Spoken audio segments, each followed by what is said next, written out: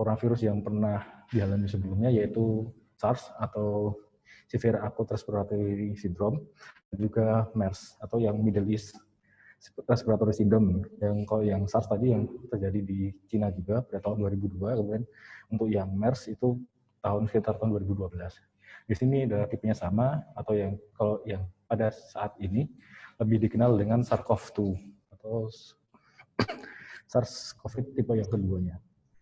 Nah, kemudian kita ketahui sendiri bahwa COVID ini pada saat awal dari persebarannya di Wuhan pada tahun Desember 2019 ini berupa gejala awal adalah seperti pneumonia. Pneumonia ini adalah seperti infeksi pada saluran pernafasan dengan gejala berupa seperti batuk, demam, dan bisa juga nyeri tenggorokan.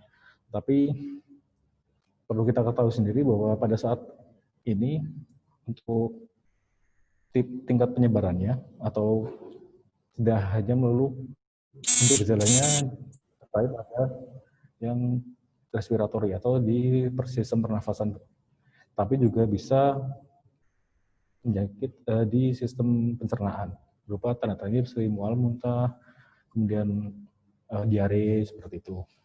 Kemudian untuk COVID sendiri ini kan coronavirus ini ada berbagai macam tipenya. Nah, ini tipe yang menyerang ini ada yang tipe ringan, sedang, dan berat.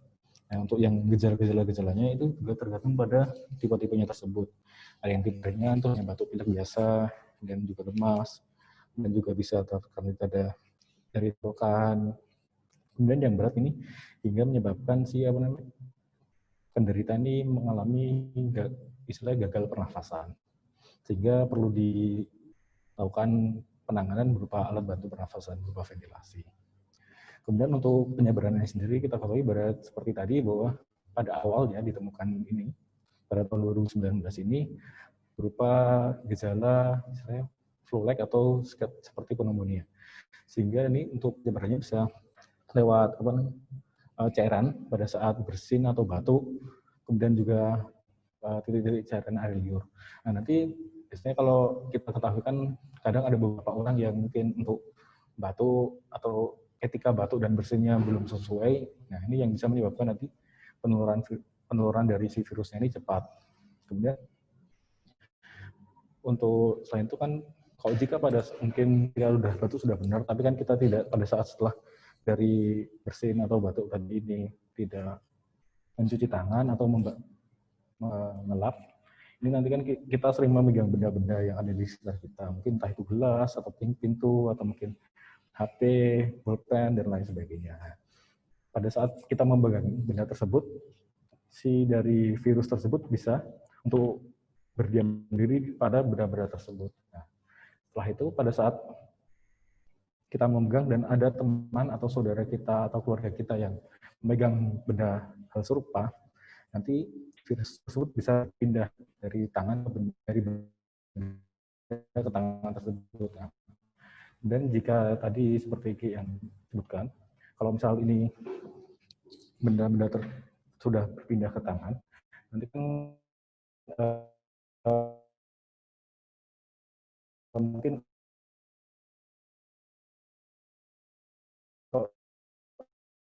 setelah kita beraktivitas oh, mohon maaf, ada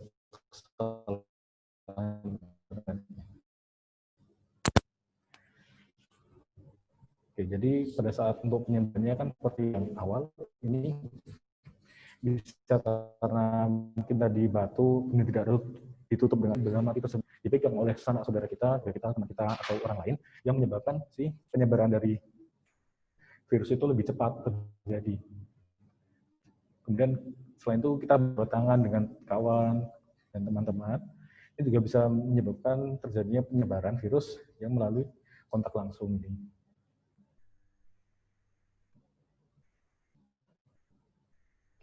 Kemudian apakah COVID itu berbahaya?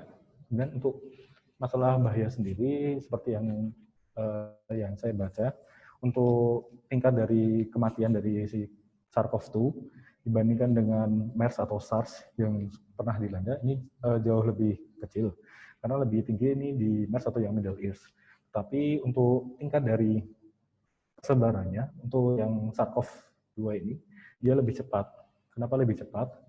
Karena kan untuk seperti kita tahu, untuk apa bedanya yang SARS yang awal, kemudian MERS dan SARS-CoV yang sekarang. Ini terdapat pada di masa inkubasinya. Memang rata-rata masa inkubasi dari ketiga virus tersebut ini adalah 1 hari hingga 14 hari atau sekitar 1 hingga 2 minggu. Tetapi untuk rata dari virus itu istilahnya berinkubasi atau inkubasi itu kayak dia masuk ke tubuh dan menimbulkan gejala ini sekitar hampir 5 hari. Sehingga pada saat penyebarannya ini lebih cepat terjadi. Kemudian kita ketahui kan di sisi lain juga karena ada faktor dari higienisitas yang mempengaruhi sehingga jadinya peningkatan dari persebaran dari virus tersebut. Kemudian kita ketahui juga bahwa di Indonesia sendiri kan untuk budaya kita kan adalah dalam tanda kutip ini budaya serawo atau berkumpul-kumpul, kemudian bermain bersama. Nah, jadi yang selain itu meningkatkan salah satu faktor yang meningkatkan adanya persebaran dari virus tersebut. Karena kan kalau misalnya kita berkumpul terus ada yang batuk, apalagi kan kita sering berkumpulnya mungkin ya banyak, atau apalagi berkumpul di tempat-tempat yang rawan, misal kayak di kafe, bar, kemudian di mall dan tempat-tempat yang lainnya yang terdapat banyak orang, sehingga pada saat satu orang itu terkena dan misal dia bersin dan tidak menutup di sekitar lingkungannya atau di sekitar tempat dia berada ini ada kemungkinan untuk terkena sehingga penyebaran lebih cepat.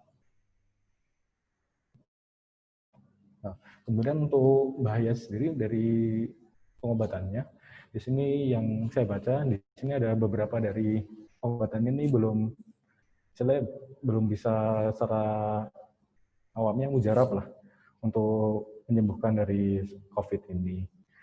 Di sini obat-obatan yang ada di sini hanya untuk istilahnya meringankan dari gejala-gejala yang ada. Seperti antivirusnya, kemudian meringankan dari misal dia panas, kita turunkan panasnya, kemudian dia sesak, kita bantu untuk mengobati sesaknya. Kemudian seperti kita ketahui bahwa untuk misal mendapatkan sesuatu untuk misalnya vaksinnya, di sini kan kita harus melalui beberapa tahap sehingga tidak bisa misalnya saat 1 bulan keluar vaksin, tidak bisa karena harus ada beberapa prosesnya. Bahkan yang saya ketahui untuk saya baca untuk yang di Indonesia sendiri baru ingin diproduksi sekitar awal tahun depan, dan kalau yang di US atau Amerika dan Inggris ini sudah mulai tahap yang ketiga trial yang untuk manusia beberapa. Tapi di sini juga untuk dari tingkat dari kesuksesannya kan juga belum tentu karena ini kan masih belum tahap awal. Jadi belum tahu kita apakah ini berhasil dengan mujarab atau tidak. Sehingga untuk apakah berbahaya, ya ini untuk berbahaya di segi yang untuk persebarannya karena persebarannya lebih cepat daripada virus yang lainnya. Nah, kemudian untuk beberapa faktor yang mempengaruhi untuk tingkat persebarannya cepat juga, ini adalah anak-anak, kemudian orang dengan imun rendah, dan orang tua. Kenapa? Karena kita ketahui tadi kan coronavirus ini kan virus yang menginfeksi tubuh manusia.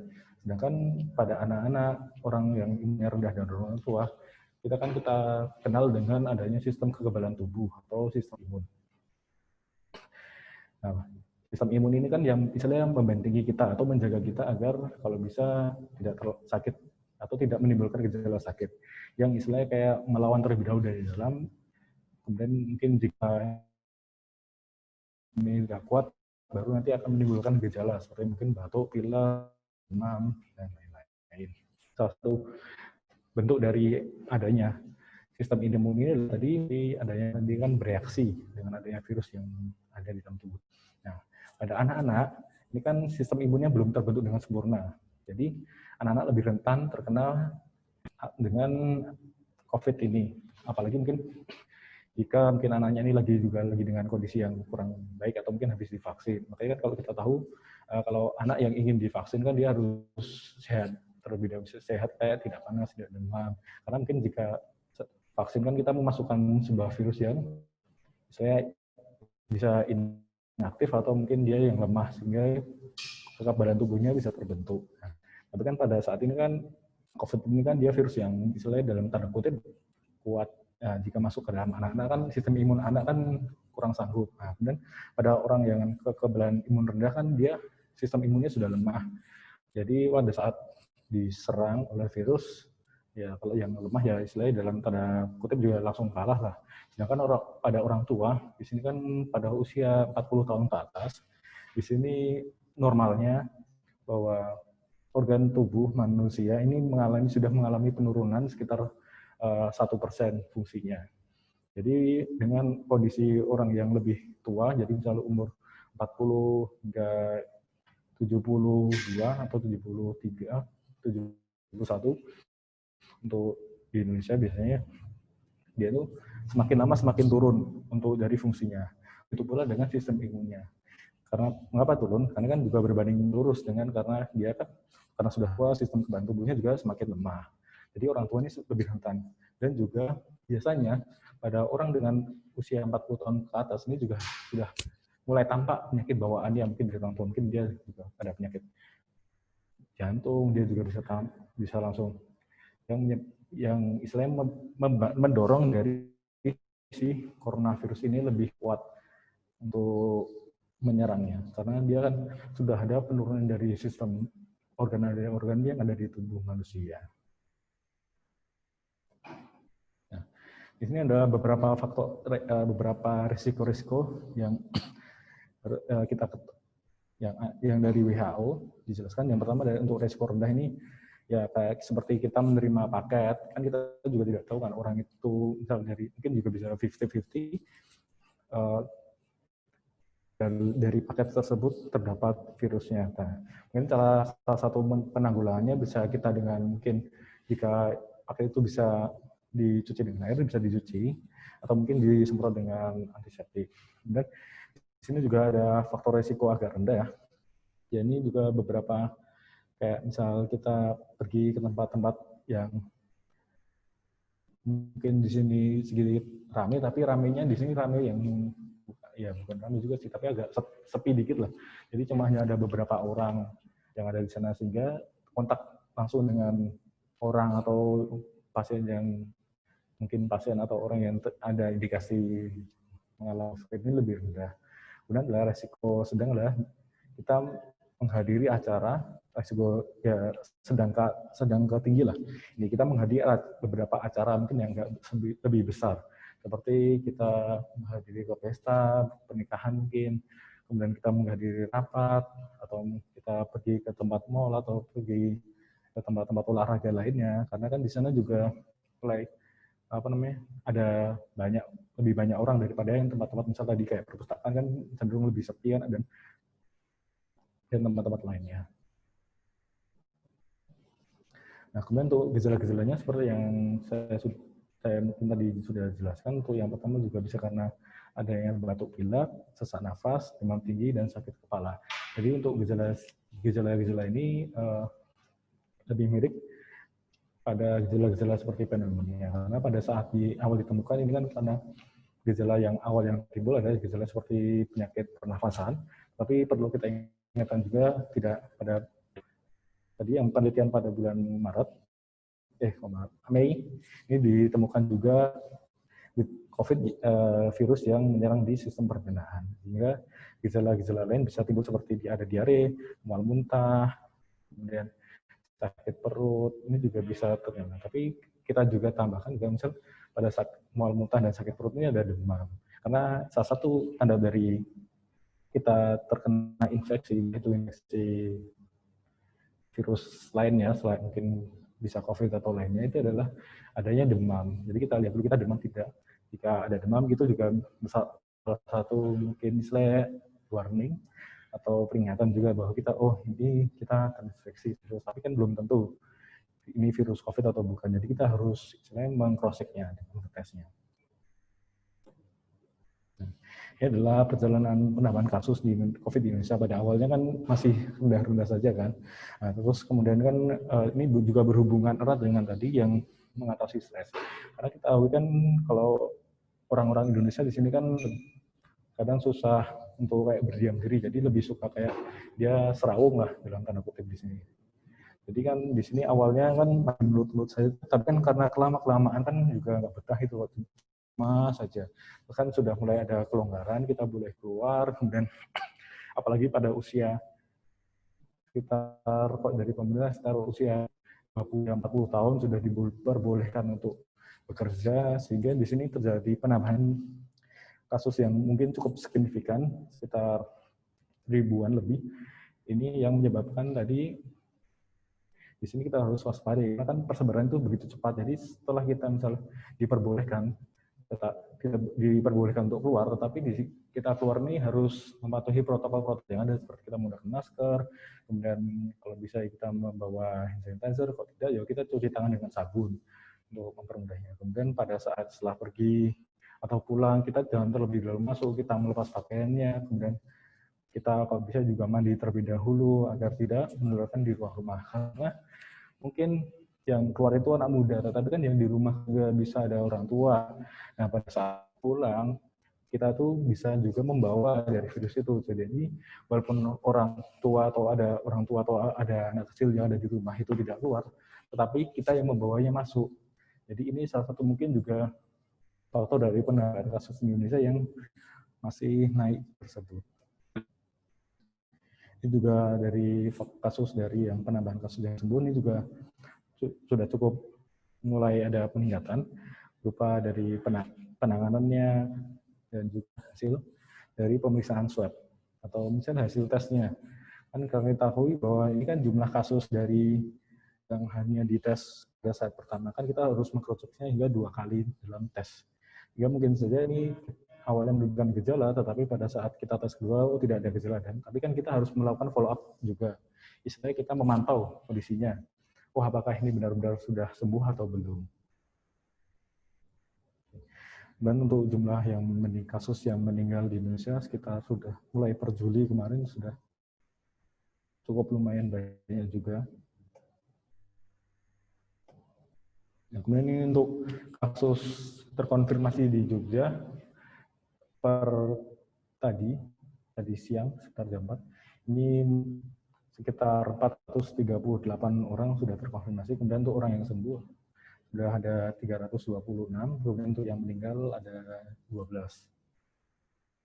Perlu kita ketahui juga bahwa untuk di DIY sendiri, untuk di daerah Sleman, kemudian Bantul, Gunung Kidul, ini menurut dari Kemenkes, ini sudah mengalami kayak virus COVID ini transmisi lokal. Jadi seperti yang saya jelaskan tadi, bahwa kita kan sudah ada diberi keringan pada usia sekitar 20 hingga 40 tahun ini boleh keluar. Tapi kan pada saat keluar ini kita tidak tahu kita tuh membawa virus tersebut atau tidak. Nah, jadi mungkin juga pada saat kita pulang ini kita membawa, sehingga kita menularkan ke keluarga kita, kerabat kita, atau tetangga kita, sehingga ini sudah terjadi transmisi dari dalam, tidak lagi dari misal tadi berpergian dari Solo, Surabaya, atau Jakarta yang merupakan zona merah seperti itu. Nah, terus ini dari presentasi dari positive rate COVID di Indonesia ini berupa istilahnya kayak perbandingan kayak kita jumlah penduduk dengan jumlah penduduk yang dites dengan jumlah kasus yang ada. Di sini kita ketahui Indonesia di Jogja DIY sendiri ini untuk positive rate-nya masih rendah, karena tapi ini kita tidak boleh yang terlebih dahulu, karena dari mungkin yang tes dengan yang kasus ini kecil, tapi kan kita tidak tahu apakah yang tidak dites itu juga ada tingkatan positif atau tidak. Maka dari itu kita di sini harus aware dengan masalah yang tentang tadi protokol-protokol yang ada. Kita harus mematuhi protokol-protokol ada supaya kasus yang ada ini tidak naik secara signifikan, dan juga istilahnya bisa mengurangi atau melandaikan dari kurva dari penambahan kasus tersebut. Nah, ini untuk pencegahannya tadi dengan menjaga jarak kurang lebih sekitar 1 meter mungkin.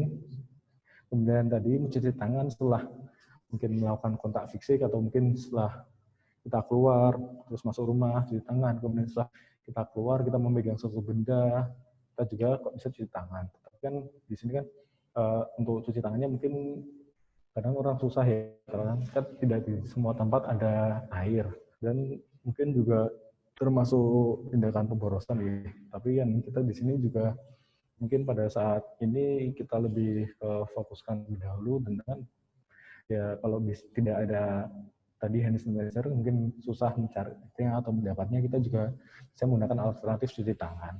Kemudian kalau bisa untuk hindari kontak fisik seperti yang kita tadi kan salah satunya kontak fisik kan salah satu penyebarannya dengan kontak fisik atau kontak secara langsung. Entah itu dengan melalui perantara dengan kita memegang benda atau kita langsung dengan pada orangnya. Sehingga kan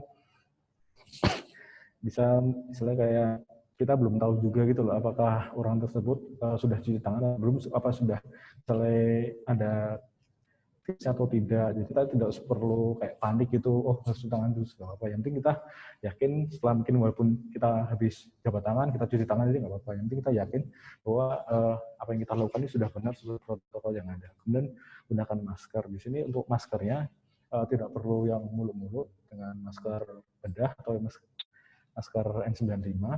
Kita juga bisa menggunakan masker kain atau masker-masker lainnya yang ada, atau masker yang bisa dipakai buat untuk itu juga nggak apa-apa. Nah, tapi atau buff lah istilahnya. Kemudian perlu kita ketahui juga bahwa pada saat mungkin penggunaan masker kan ini kita apalagi yang kain ini kan dia kan lebih tipis atau mungkin bisa hanya menampung ya. Jadi kalau bisa mungkin habis sekali hari ini pakai kita cuci. Tapi kan kita kan pakainya nggak mesti setiap hari full langsung pakai. Jadi ya kita hari ini kalau bisa satu masker, kemudian setelah selesai kita pakai kita cuci agar mungkin juga tadi menjaga higienisitasnya agar insya Allah supaya bersih. Nah, kemudian untuk pengelolaan untuk tingkat stresnya kan kita kan kalau di rumah terus kan bosan, nggak ada kerjaan, ada apa, kita juga untuk kerjaan juga mungkin bisa dilakukan. Nah, mungkin kita dengan kegiatan seperti Zoom meeting ini juga bisa merupakan suatu kegiatan yang bermanfaat. Mungkin kita juga kadang bosan, kita juga bisa bertemu dengan kawan atau jumpa dengan kawan via Zoom atau via Google Meeting, atau bisa menggunakan alat-alat lainnya. Bisa menggunakan telepon juga. Kemudian jika orang yang suka membaca buku, kita juga bisa membaca benda buku yang ada. Kita juga di internet juga banyak buku yang bisa kita unduh secara gratis mungkin. Kemudian kita juga bisa berolahraga di rumah, karena kan kadang ada orang yang suka olahraganya di luar, mungkin seperti jogging di luar, futsal di luar. Nah, kemudian kita mungkin juga bisa melakukannya exercise di dalam rumah. Kita mungkin 7 menit workout bisa. Kemudian juga mungkin kalau yang ini juga kan karena mungkin orang yang mungkin aku bapak-bapak ibu sekalian misal biasanya dia tuh sibuk dengan pekerjaan, juga bisa lebih mendekatkan dengan keluarganya, sehingga lebih untuk istilah bonding keluarganya biar erat.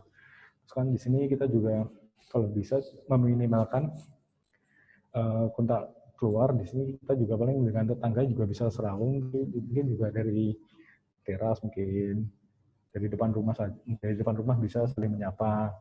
Mungkin juga untuk tadi yang untuk mungkin dari satu kompleks mungkin juga bisa keluar jalan-jalan di kompleks nggak apa-apa, tapi juga perlu diingat lagi untuk mematuhi protokol-protokol yang ada. Mungkin ya kalau yang hobi sepeda juga mungkin juga bisa sepeda keliling kompleks atau mungkin keluar, tapi juga tadi mematuhi protokol-protokol yang ada yang penting itu.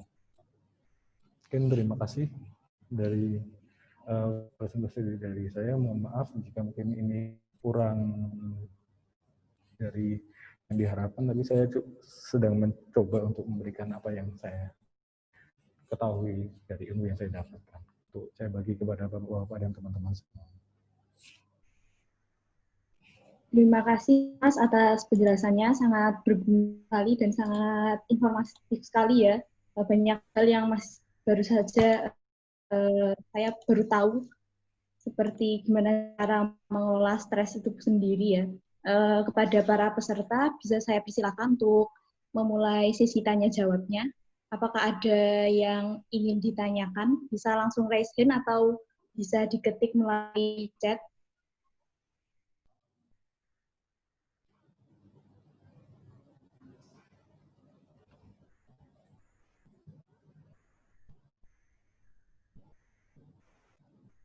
Untuk menunggu para peserta menanyakan pertanyaan, saya sendiri ada pertanyaan nih Mas. Boleh atau tidak ya ini? Ini buat tanya apa, Mbak? Ya nggak apa-apa. Saya langsung saja ya Mas, pada Mas Ardi juga. Oh iya, nggak apa-apa. Baik, saya mulai pertanyaannya. Jadi kemarin tuh saya sempat pulang dari Bekasi, lalu kembali ke Jogja dan timbul gejala-gejala COVID itu sendiri kan ya Mas. Dan tadi Masnya juga bilang bahwa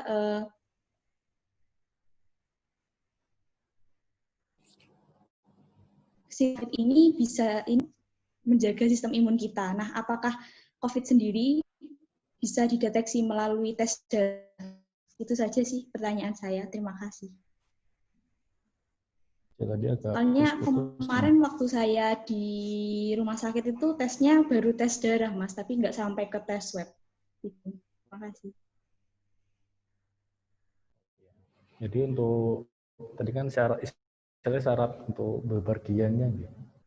Ini kan dilakukan untuk tes darah. Jadi apakah selain dari COVID dideteksi dari darah?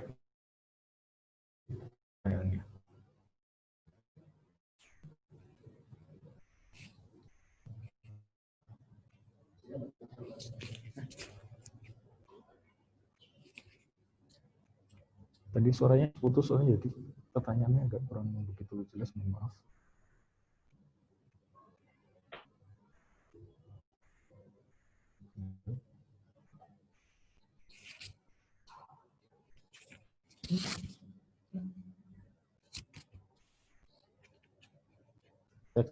Halo.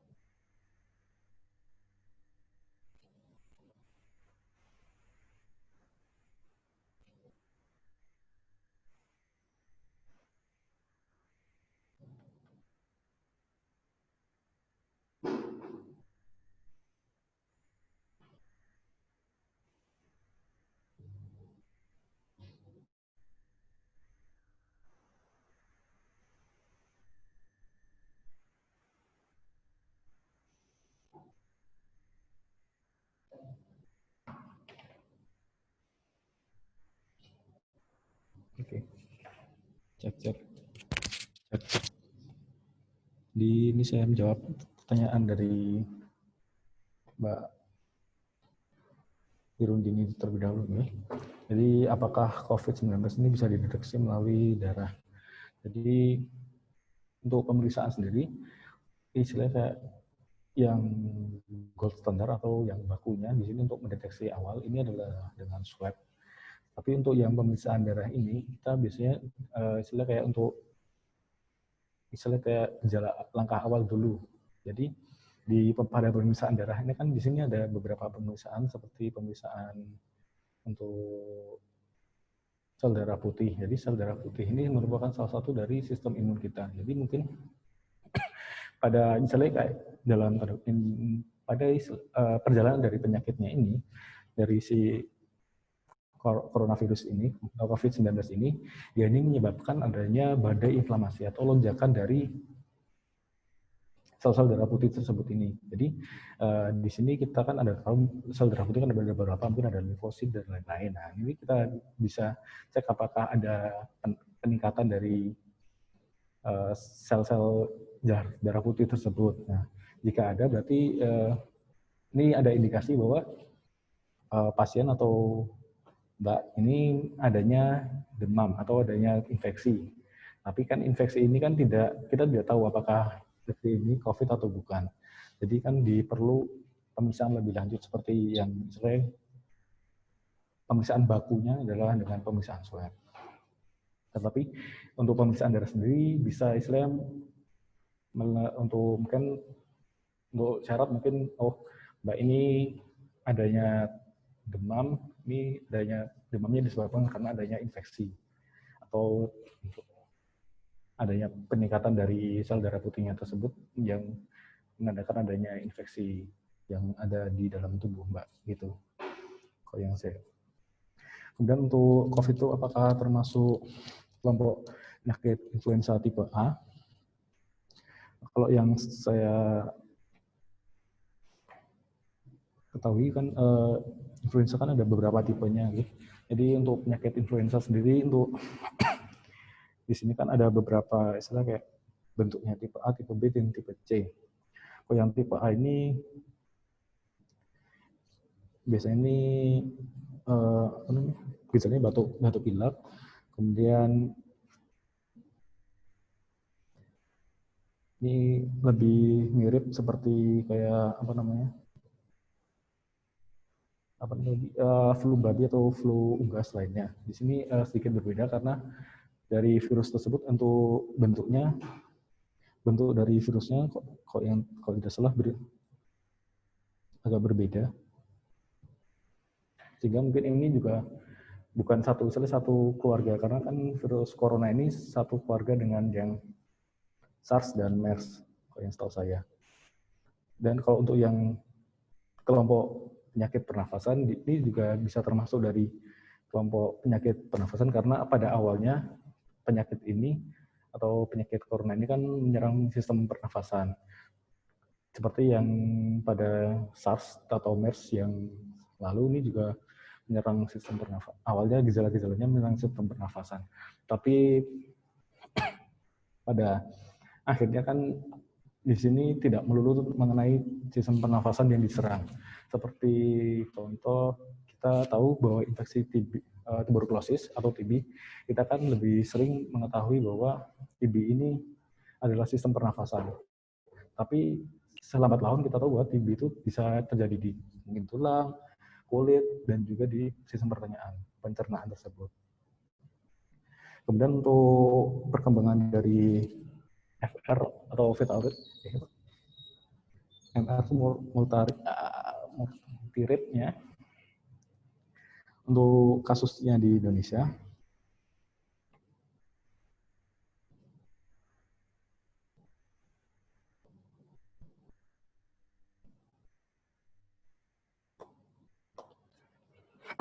Untuk perkembangan dari kasusnya tersebut di sini untuk dari Indonesia di sini untuk perkembangan dari kasusnya ini masih terjadi adanya peningkatan. Dan untuk peningkatan ini kan kita sendiri sudah tahu bahwa di sini kan untuk Indonesia bisa melebihi dari kasus yang ada di Cina karena untuk perbandingan antara hasil penduduk per swabnya kita lebih kalah, kita hanya sekitar berapa ribu, satu hari itu hanya bisa berapa ribu sampel dalam melakukannya. Sehingga mungkin untuk perjalanan kasusnya di sini masih mungkin ada peningkatan, walaupun mungkin peningkatannya naik turun gitu. Kemudian dari mortality rate-nya, MR-nya di sini untuk fatality rate-nya di sini dia kasusnya tidak begitu berbahaya. Tetapi di sini yang berbahaya mungkin adalah yang patut kita waspadai di sini adalah untuk penyebarannya, karena penyebaran tersebut bisa lebih cepat daripada virus-virus yang lainnya. Sedangkan untuk tingkat keparahannya, di sini bahwa kita tahu bahwa paling tinggi adalah MERS sekitar 32%-an, sedangkan SARS sendiri hanya sekitar 12 atau berapa persen itu yang saya baca. Tapi untuk yang corona ini dia kan masih lebih rendah karena biasanya kita tuh yang dirasakan ini ya gejala-gejala yang ringannya. Sedangkan yang untuk yang beratnya di sini kan apalagi yang untuk yang meninggal di sini biasanya ini yang sudah istilahnya terlambat lah. Jadi pada saat awal kita kan sudah screening gejala-gejalanya, tetapi kita kan disuruh untuk apa namanya, untuk mandiri, karantina mandiri dan evaluasi mandiri, sehingga nanti kan pada awal akhirnya kan nanti pada saat datang ke rumah sakit kan biasanya orang Indonesia ini kan tipikalnya agak telat-telat. Jadi kebanyakan yang meninggal, yang naik ini adalah karena ya sudah berat lah, ya, atau mungkin sudah mengalami gejala yang berat. Karena mungkin kalau jika hanya kita batuk pilek awal penanganan, kita kan bisa lebih mungkin jika pasien datang lebih tepat, kita kan lebih mudah untuk menangani atau mengobatinya. Tapi jika untuk pasien yang sudah dengan gejala berat datang ke tempat kesehatan atau fasilitas kesehatan kan mungkin juga sudah mungkin harus ada penanganan yang lebih ekstra, sehingga mungkin untuk tingkat dari kematiannya mungkin yang lebih banyak ini adalah yang tipe yang lebih beratnya. Oh ya. Baik, terima kasih Mas atas jawabannya. Saya lanjutkan ke pertanyaan selanjutnya. Ini ada dari Bapak Triwahana mengenai perkembangan FR dan MR-nya ini bagaimana ya Mas, khususnya di Indonesia? Jadi yang tadi yang sudah saya ulang kembali tadi untuk yang pertanyaan dari Bapak Triwahana, ini tadi yang tentang FR-nya atau fatality rate dan mortality rate-nya. Jadi tadi kita ketahui bahwa kasus di sini kan untuk mortality rate-nya untuk yang perbedaan COVID, SARS, dan MERS itu tadi untuk yang MERS yang paling tinggi yaitu sekitar 32%. 30-an persen, kemudian untuk yang MERS itu sekitar 12-an persen, 12 ke atas, kalau nggak salah. Nah, sedangkan untuk yang COVID ini kan kita, karena mungkin belum selesai, jadi kita belum tahu. Tetapi kalau jika kita lihat dari gejala-gejala yang ada yang pada awalnya, ini kan kok batuk untuk tipe-tipenya kan ada beberapa untuk yang coronavirusnya, ada yang mungkin menimbulkan gejala ringan, berat. Nah, kemudian yang gejala ringan tersebut kan mungkin batuk, pilek, demam. Mungkin jika pada saat kita datang ke fasilitas kesehatan lebih dini, kita kan akan mendapatkan penanganan yang lebih cepat. Jadi pada mungkin tidak bisa menjadi agar tidak menjadi lebih berat, sehingga untuk pada penanganannya lebih cepat dan untuk kasus kematiannya bisa lebih sedikit. Sedangkan di sini kebanyakan ya, saya tidak menyebutkan hampir semuanya, tapi karena biasanya yang saya tahu di sini kan kadang untuk yang datang ke fasilitas kesehatan kan yang dengan gejala yang sudah berat, sehingga untuk tingkat untuk pengobatannya kan harus menggunakan apa namanya tadi harus melakukan effort ekstra, atau sehingga jadi untuk tingkat kematiannya yang paling banyak di sini dengan yang pada gejala yang berat. Tetapi di sini kan untuk yang berat bisa ada ya obat yang menurunkan istilah mortality-nya, berupa tadi obat-obat yang sudah saya coba jelaskan, ada yang di slide tadi yang seperti dexamethasone, terus kemudian dengan melatonin dan obat-obat yang lainnya, itu juga istilahnya bisa menurunkan, tetapi obat-obat tersebut tidak semerta-merta untuk mengobati virusnya, tapi hanya menurunkan dari angka kematian, sehingga bisa lebih membaik atau dan menurunkan dari mortality rate-nya tersebut. Baik, Mas. Ini sepertinya penjelasan tadi itu akan bersambung ke pertanyaan selanjutnya, yaitu mengenai kriteria orang yang harus menjalani tes swab sendiri itu bagaimana ya? Lalu, apakah semua orang diperbolehkan untuk melakukan tes swab? Itu pertanyaan dari Mbak Lairul. Jadi untuk kriteria orang yang harus menjalani tes swab sendiri itu bagaimana ya? Kemudian dan apakah semua orang diperbolehkan melakukan swab? Jadi untuk yang pertama, untuk semua orang boleh melakukan swab itu boleh, tidak ada larang. Jadi kita kan juga penasaran, kita boleh melakukan tes. Semua orang boleh melakukan tes swab, tetapi untuk yang alangkah dianjurkannya lebih jika orang tersebut mungkin pertama tadi ingin bepergian ke tempat keluar kota. Jadi kan kita harus ngecek dulu apakah kita tim membawa dari istilahnya virus tersebut atau tidak. Kemudian kriteria lain adalah yang tadi kita tuh adalah memiliki faktor-faktor risiko yang ada seperti tadi dia tuh batuk pilek, kemudian batuk pilek, kemudian pernah demam selama beberapa hari, kemudian juga adanya tanpa gejala atau gejala itu boleh. Jadi yang seperti kita dengan gejala yang tadi batuk pilek, demam, kemudian lemas dan lain sebagainya yang sudah ada. Kemudian yang tanpa gejala itu yang seperti kita mungkin orang-orang sehat juga boleh. Mungkin kita mau berpergian keluar kota dengan melakukan alat transportasi pesawat kita juga mungkin memerlukan hasil tes swab, itu juga kita juga boleh. Jadi yang biasanya kriteria yang harus ada mungkin tadi seperti apakahnya ada tanda-tanda gejalanya apa aja tadi, demam, pilek, batuk dan lain-lain tersebut.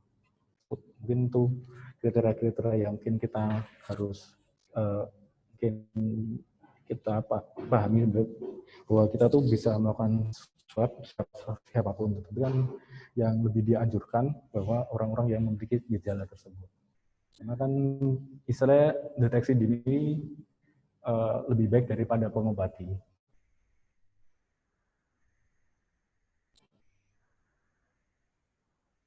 Oke. Kemudian untuk menambahkan juga bahwa untuk pemeriksaan tes swab sendiri kan ini juga ada sedikit rasa tidak nyaman ya. Kan kita swabnya kan tidak tapi langsung ke agak dalam ke sekitar. Sehingga mungkin ada rasa kurang nyaman lah pada saat di swab tersebut. Jadi mungkin orang yang sudah di tes swab mungkin juga kalau sudah pernah merasakan di tes swab juga mungkin kurang nyaman. Jadi mungkin kalau orang sebisa mungkin ya kalau misal tidak ada apa-apa ya tidak usah, nggak apa-apa. Tapi kalau misalnya penasaran atau mungkin saya tapi kok ada tadi tidak batuk pilek, panas atau ada nyari tenggorokan kemudian tapi kita juga bisa tadi yang mungkin mual muntah, diare, ini juga bisa.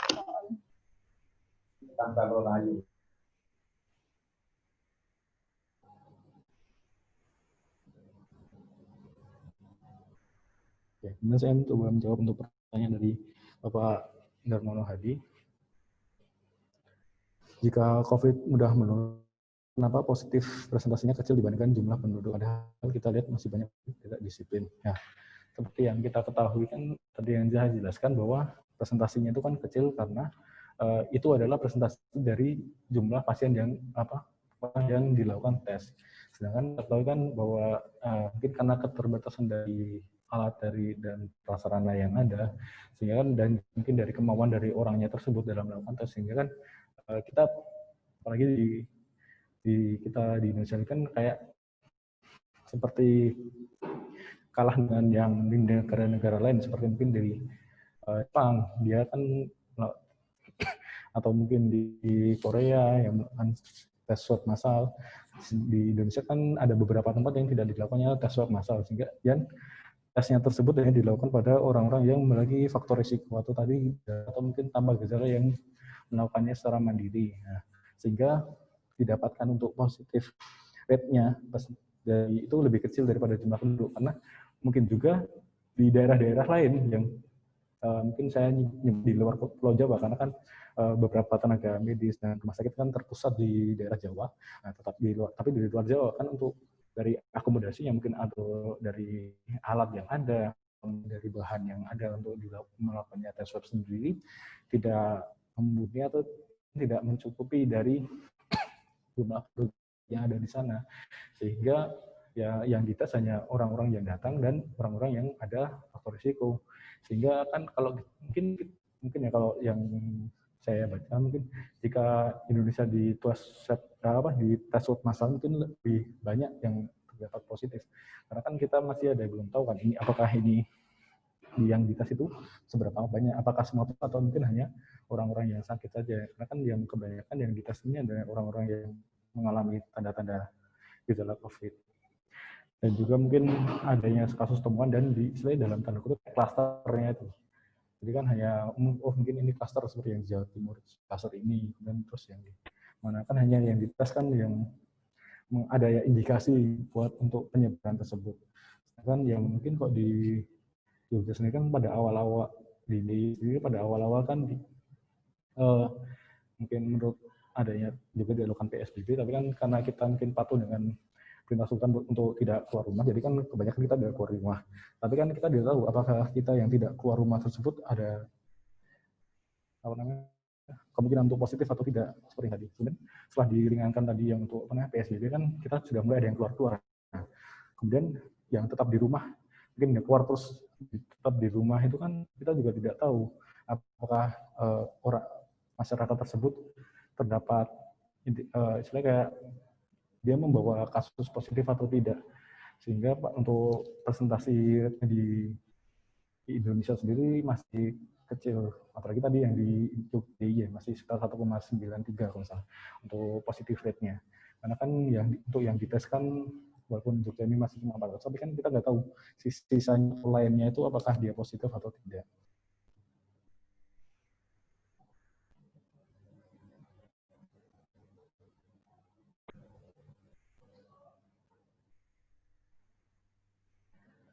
Nah, untuk yang pertanyaan dari Bapak Triwahana mengenai pengamatan komunikasi masyarakat menunjukkan bahwa sebetulnya yang mengalami stres adalah warga yang taat protokol daripada orang-orang yang menyikapi protokol. Bagaimana menyikapinya?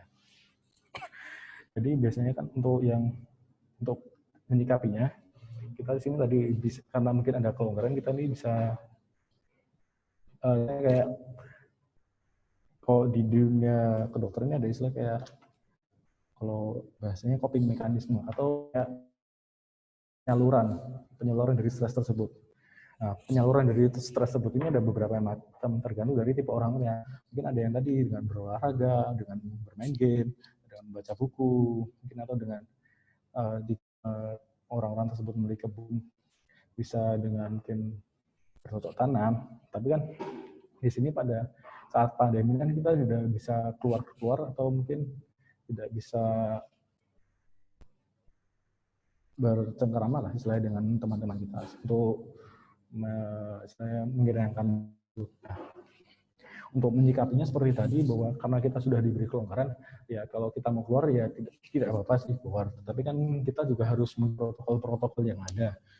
Nah, yang sebagai masalahnya adalah orang-orang yang mengabaikan protokol sendiri. Nah, sedangkan di Jogja sendiri, setahu saya untuk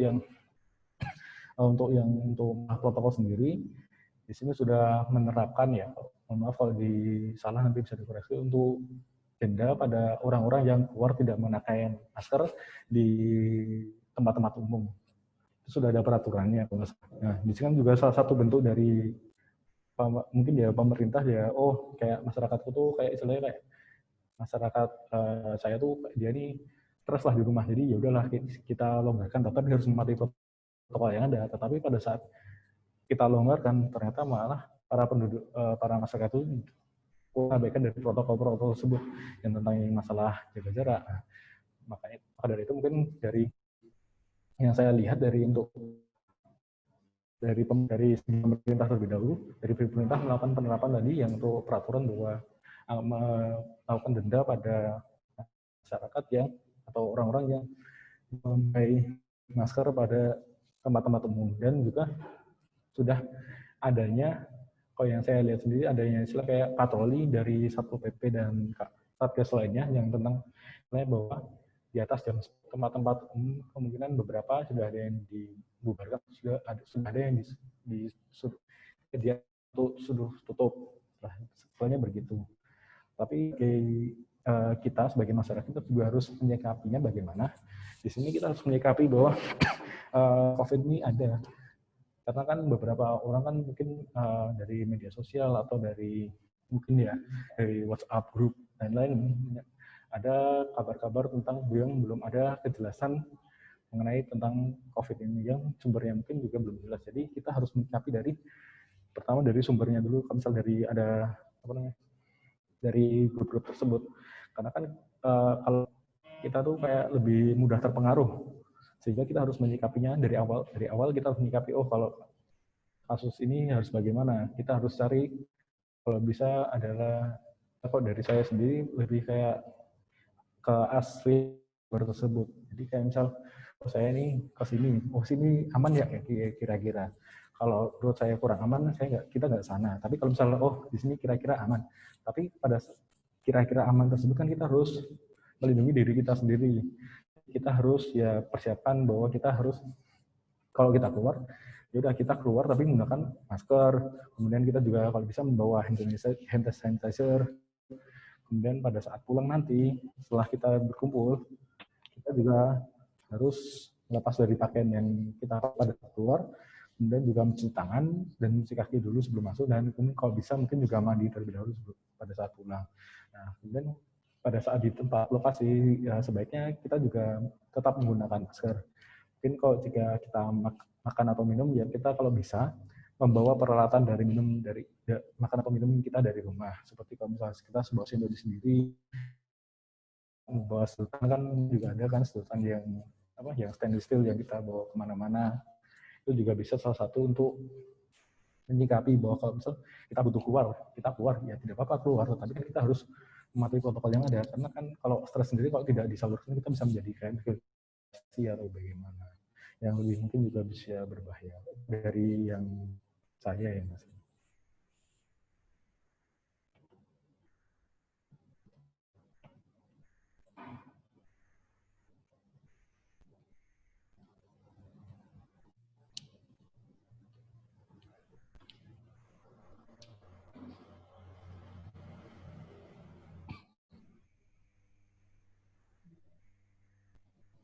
Kemudian untuk pertanyaan lagi dari Bapak Triwahana, gejala apa yang paling gampang dilihat orang lain atau tetangganya terkena gangguan?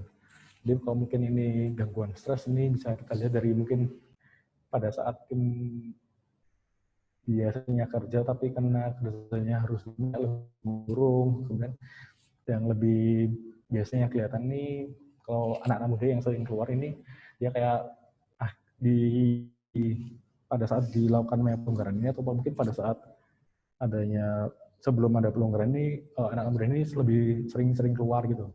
Jadi kan ini kan karena ya saya pribadi cenderung gampang bosan di rumah. Mungkin ada beberapa teman juga mungkin gampang bosan di rumah. Jadi kan kita lihat apakah ini anak ini sering, saya pribadi dilihat apakah ini sering keluar atau tidak. Oh berarti ini sedang bosan. Tapi kan sering keluar tersebut kan tidak bisa menjadi acuan bahwa ini adanya gangguan stres atau tidak. Tapi biasanya untuk ciri-ciri dari gangguan stres tersebut biasanya karena dia ya hampir mendekati seperti kayak depresi. Dia kayak bukan cemas, kayak dia lebih kayak banyak pikiran, kayak apa ya, seperti apa ya menjelasnya, lebih mungkin gampang marah-marah karena mungkin dia tidak bisa melakukan apa yang dia ingin, mungkin lebih marah-marah tersebut lah gampangannya. Karena kalau misal, oh aku mau yang ini tapi kok nggak bisa karena ini, dia kan harus melakukan pelampiasan yang lain. Nah, untuk pelampiasan yang lain tersebut untuk menghilangkan stres tersebut mah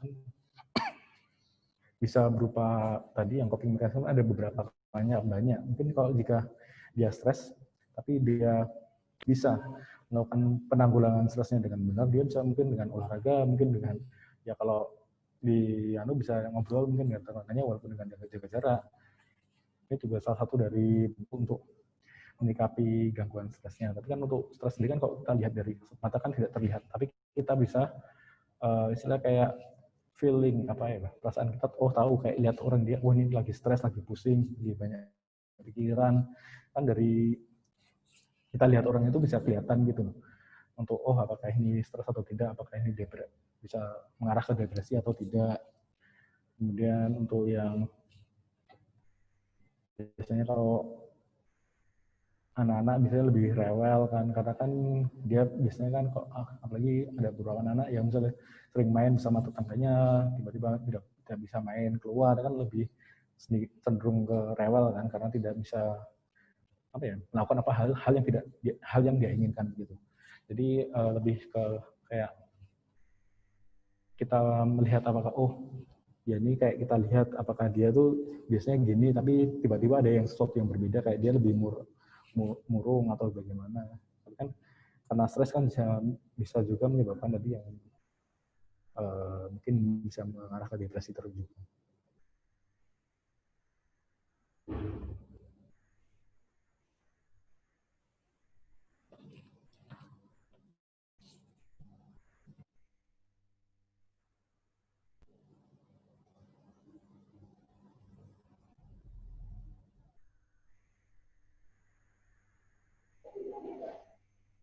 Baik, terima kasih penjelasannya, Mas. Halo, bisa didengar suara saya? Ya, bisa.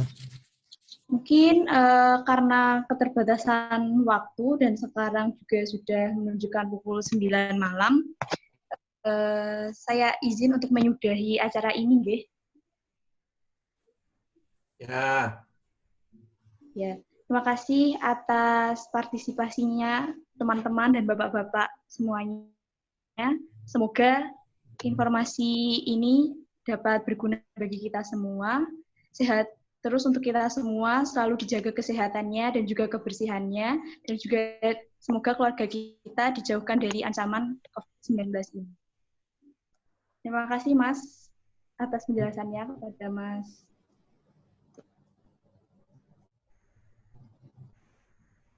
Halo, kepada Mas Ardi juga, terima kasih sudah meluangkan waktunya. Kepada dosen lapangan kami, Pak Eko Widi, terima kasih. Kepada Pak Triwahana, terima kasih juga. Pak Marjianto, terima kasih.